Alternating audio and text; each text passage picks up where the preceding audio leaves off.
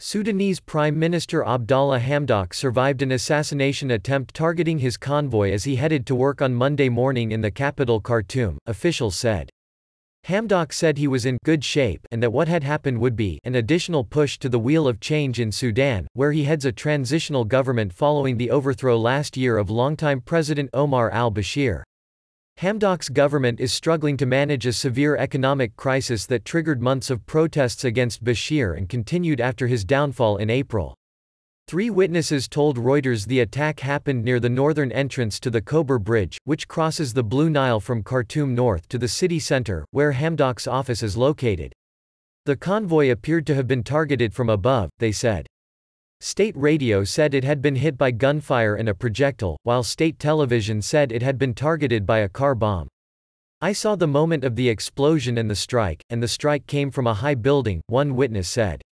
Images broadcast on regional TV channels and social media showed a convoy including several damaged white SUVs and a badly damaged car. Large crowds of onlookers gathered as police tried to secure the site. One member of Hamdok's entourage suffered light injuries, a government statement said.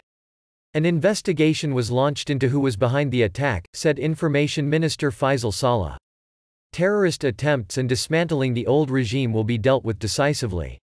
What happened not only targeted the Prime Minister himself but targeted the Sudanese revolution. Hamdok leads a government of technocrats under a power-sharing agreement between the military and civilian groups for a transitional period due to last until late 2022. Relations between civilians and the military have been tense, and the government has encountered resistance as it tries to implement economic reforms. Transitional authorities are also taking steps to disempower Bashir's supporters, including parts of the security services. In mid-January, armed security agents linked to Bashir fought soldiers in Khartoum for several hours, after a dispute linked to severance packages. Soon after Bashir's overthrow, authorities said they had thwarted several coup attempts by military officers.